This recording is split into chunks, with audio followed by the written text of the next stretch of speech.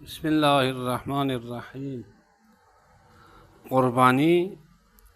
قربانی کرنا سنت مؤکدہ ہے، یعنی اس کی تاکید کی گئی ہے، اور جو شخص قدرت رکھتا ہو اس پر بعض فقہا کے نزدیک واجب ہے، لیکن مشہور فقہا فرماتے ہیں سنت مؤکدہ ہے۔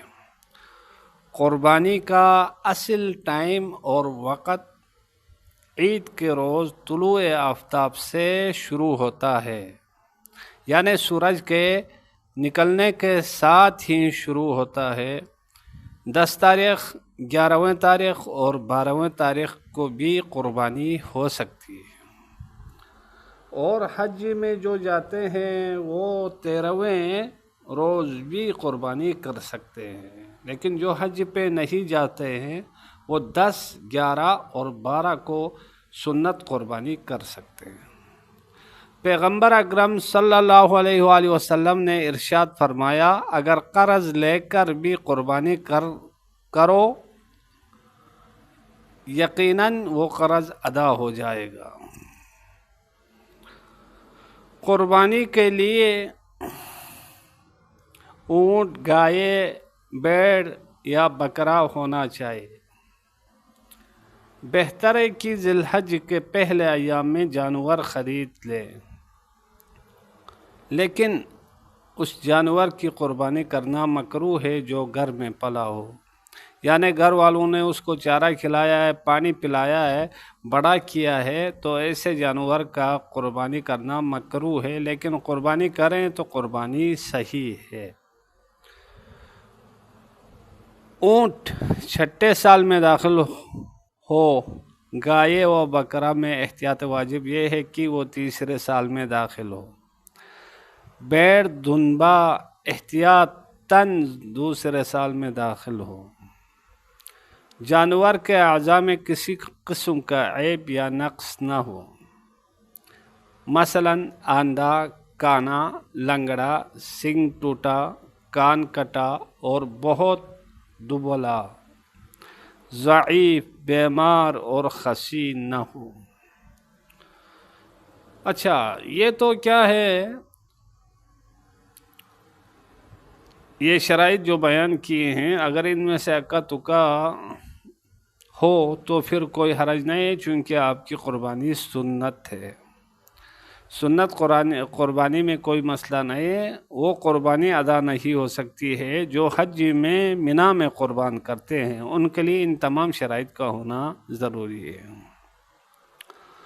بہرحال مجتہدین نے ان تمام چیزوں کو، یعنی عمر کے قیود کو اور اس کے سالم ہونے کو معتبر قرار نہیں دیے۔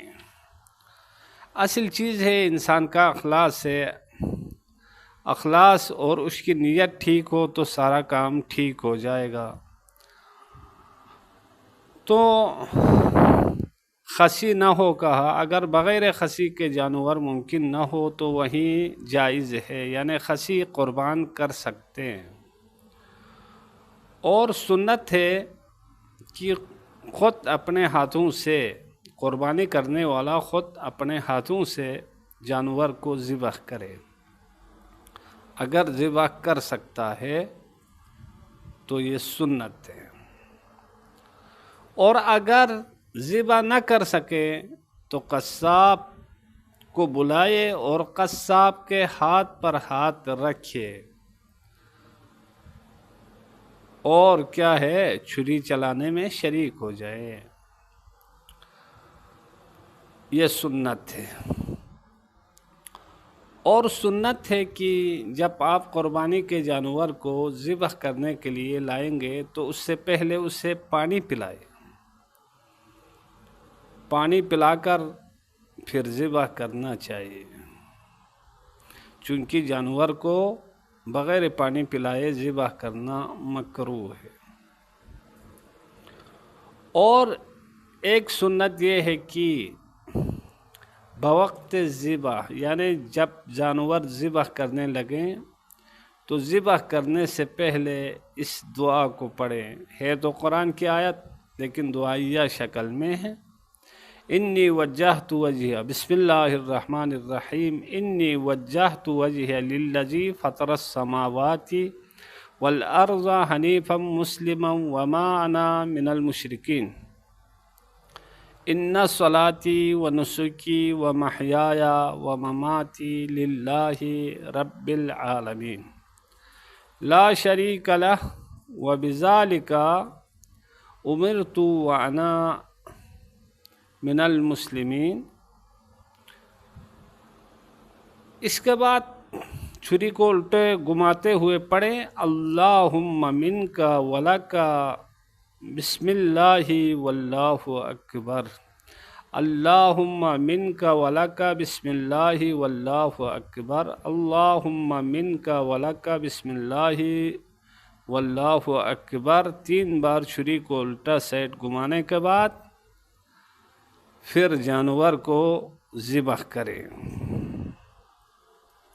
جب جانور ذبح ہوا، حلال ہوا، تو کہے اللہم تقبل منی۔ اگر مالک وہ خود کہہ رہا ہے، وہ خود دعا پڑھ رہا ہے، تو کہے اللہم تقبل منی، پروردگار اس کو میری طرف سے قبول فرمائے۔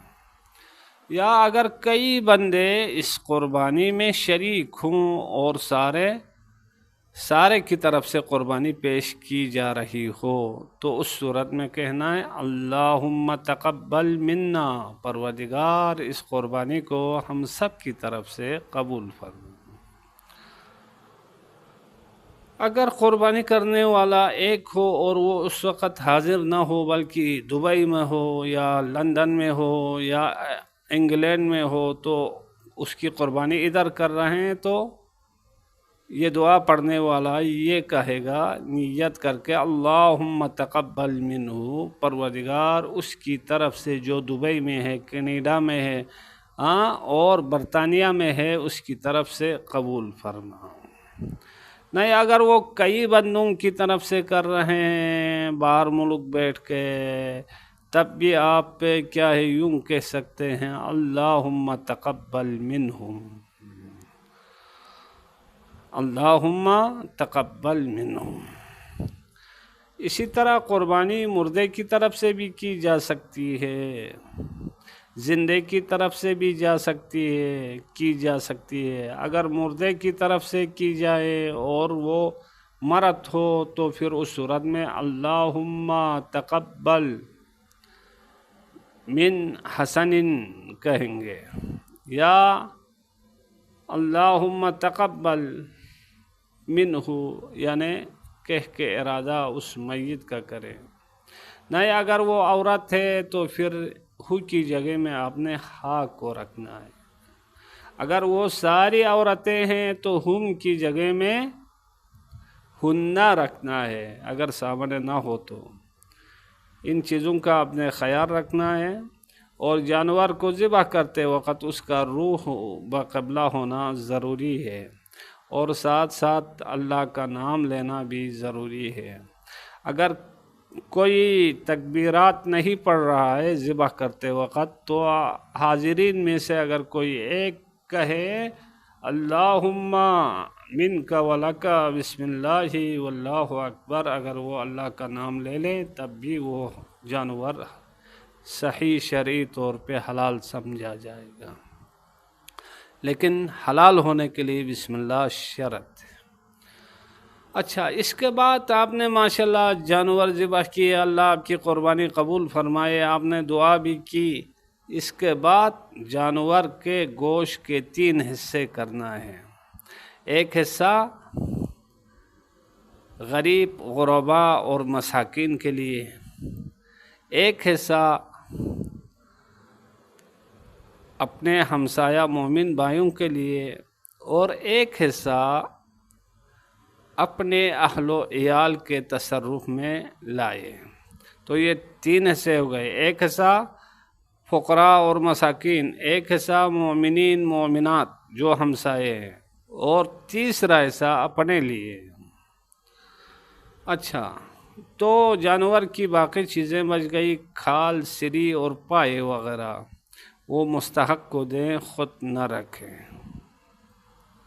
اچھا، عید الفطر میں عید کی نماز سے پہلے روزہ افطار کرتے تھے۔ قربانی میں اس چیز کا خیال رکھیں کہ نماز کے بعد گوشت سے افطار کریں، اس سے پہلے نہ کریں۔ اگر کوئی ایک شخص قربانی پر قادر نہ ہو تو 7 آدمی بلکہ 70 آدمی بھی مل کر کیا ہے ایک قربانی کر سکتے ہیں۔ اب ضروری نہیں ہے وہ قربانی بڑا جانور ہو یا چھوٹا جانور ہو، وہ سب مل کے کیا ہے اس قربانی کو ایک ہی قربانی کو کر سکتے ہیں اور اس کو اللہ کی بارگاہ میں پیش کر سکتے ہیں۔ والسلام علیکم ورحمۃ اللہ وبرکاتہ۔ قربانی کی دعا آپ کو